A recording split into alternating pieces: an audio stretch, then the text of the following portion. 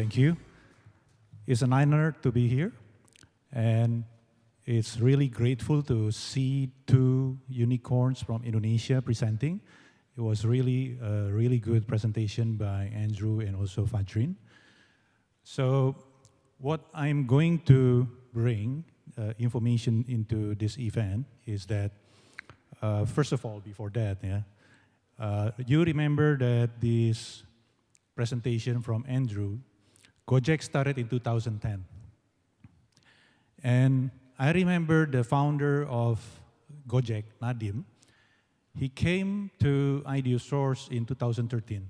It was still a call center business model, and he was raising 100,000 at that time. And there were two reasons that why IdeaSource reject that investment. First, because it was still a call center. And then the second one, Nadim decided not to be a full-timer in Gojek.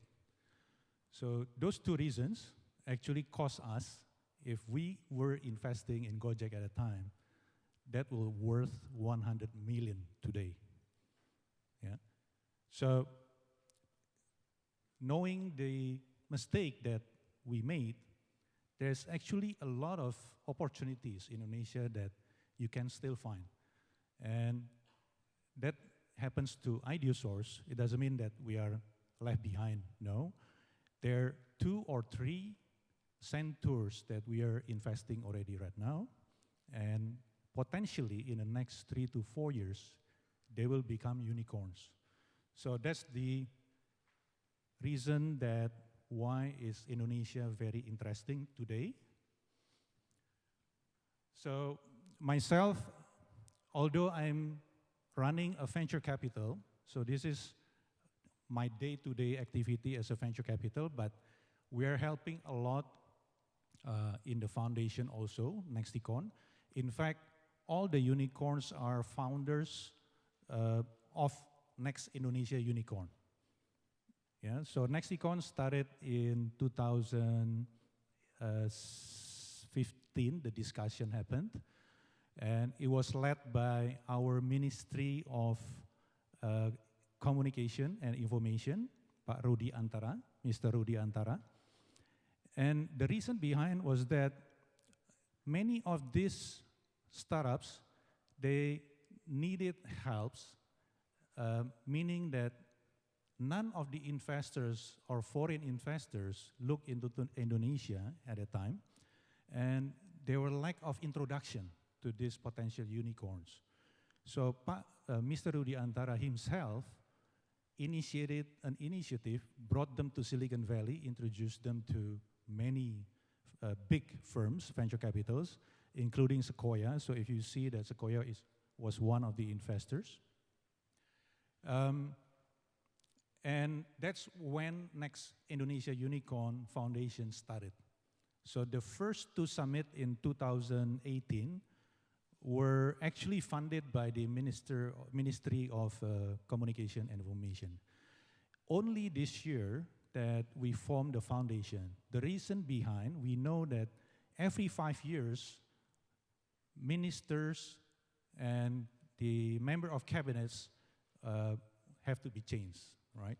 So having this Next Indonesia Unicorn Foundation, it will help to prolong the formation and also the team behind the Next Indonesia Unicorn to help the unicorn and also startups, the Next Indonesia Unicorns, and the government, despite the member of cabinets or the government officials or any member of the governments, we work with anyone. Yes, it's independent and neutral.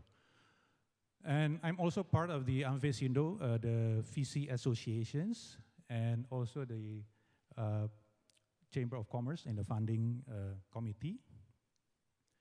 So the mission statement of Next Indonesia Unicorn is very simple. We do the matchmaking between the potential investors and Next Indonesia Unicorns. In November 14 to 15, we just held this year in Bali, our 3rd summit. we actually managed to have 1,300 meetings between investors and startups. So there were 103 startups, all curated, and we were helped by Ernst & Young to do the curation, the final curations. Yeah? And we had around 126 investors. So imagine 103 startups, 126 investors, 1,300 meetings. And we'll do it annually. Yeah? So why Indonesia and why now? It's very simple. If you see almost all the unicorns in Indonesia, they become unicorns because of solving problems. You can find many problems in Indonesia. And the good thing is that it's very good statement from Andrew. They have missions.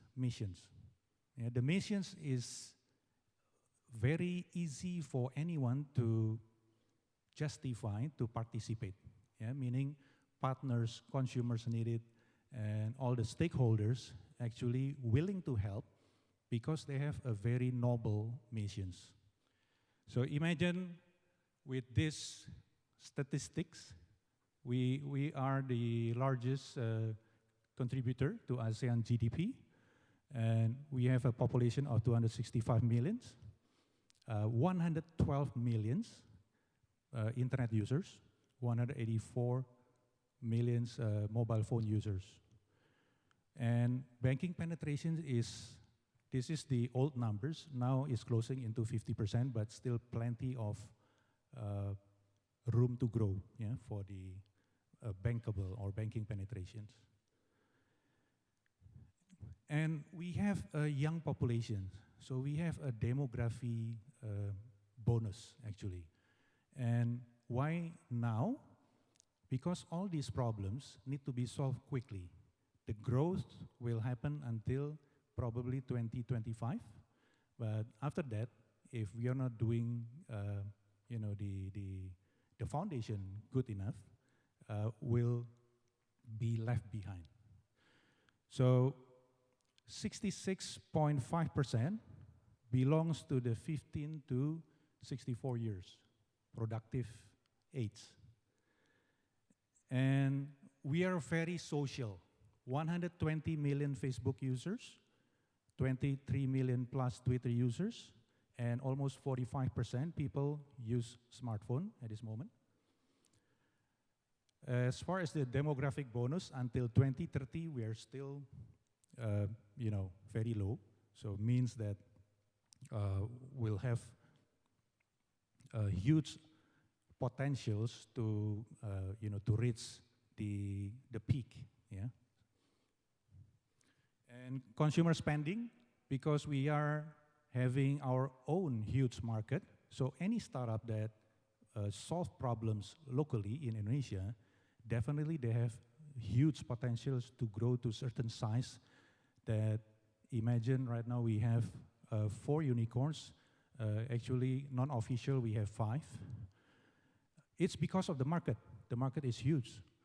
And it can only happen because these startups, they solve problems or local problems, and happens to be that the interventions from the government is not that much on the regulation side, meaning that they're open for them to innovate.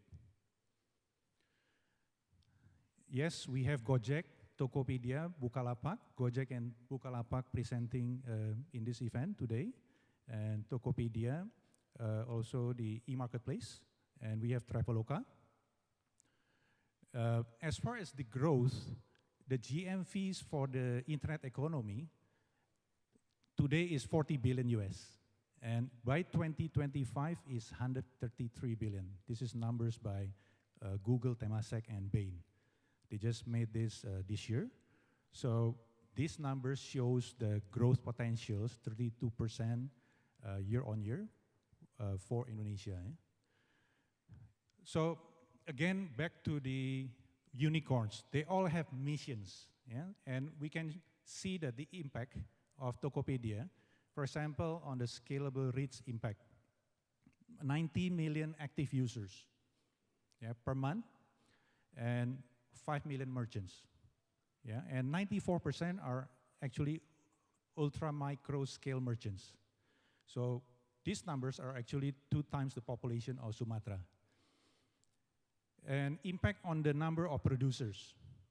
86.5% Tokopedia sellers are new merchants. And previously worked as employee, 46.3%.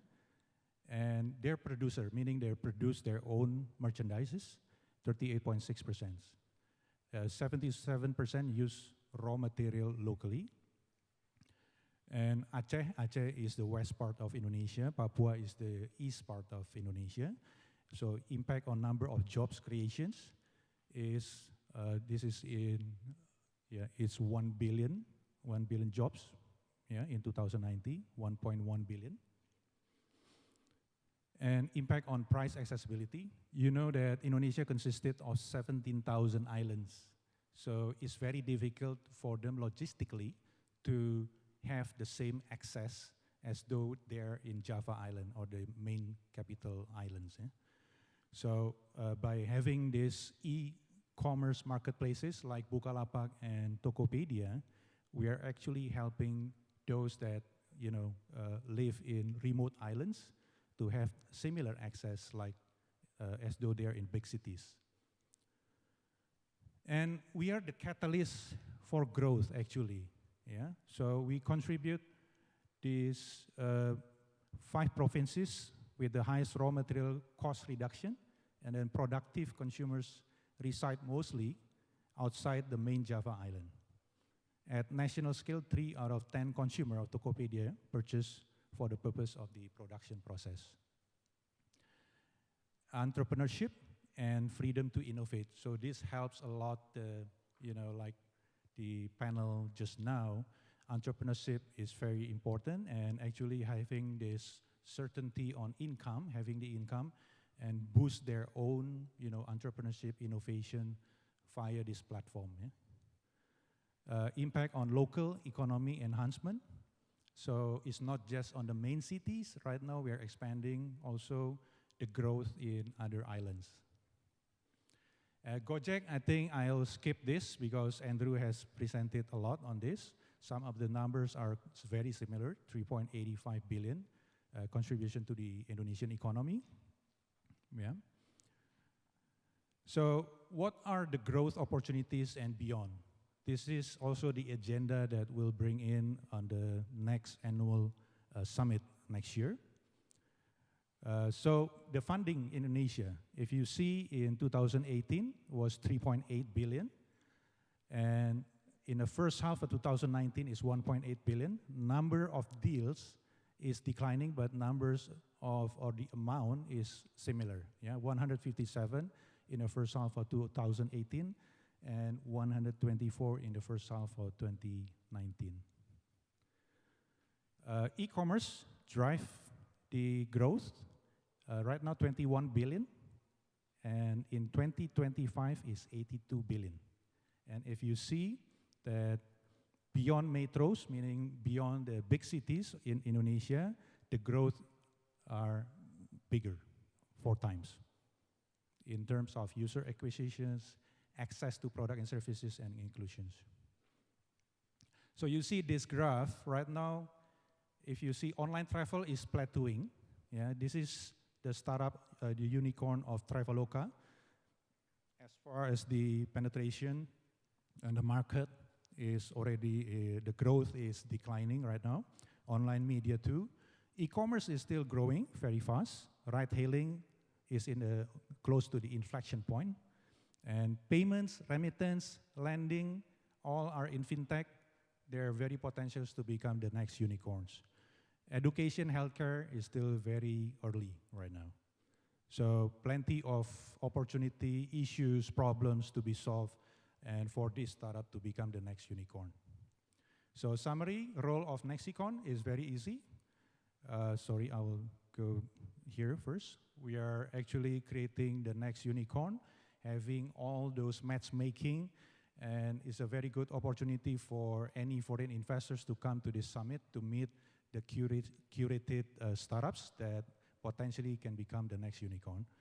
And back to here, yes, we do have a lot of regulations to solve, especially in the liquidity aspect in Indonesia. So we have this year launched the equity crowdfunding regulations. Venture capital is still very early, although the industry has been around very long. We only published our regulation on the fund structure in 2015, and there are only 4 or 5 licensed fund structure locally in Indonesia, but we haven't solved the tax issue yet. But as part of the associations, we are pushing further. So if we have this, we are also inviting foreign investors to come in. There is a maximum of 85% for you to be able to create a fund structure in Indonesia. 15% should be owned locally. And we have just launched also the POGK 53, which is the acceleration board. So it's very easy for any startup to be listed in Indonesia. And there is no requirement to be profitable until the 7th year. So 6 years, if you're still in growth stage and have to spend a lot of capex, it's okay. Okay, thank you very much for the time.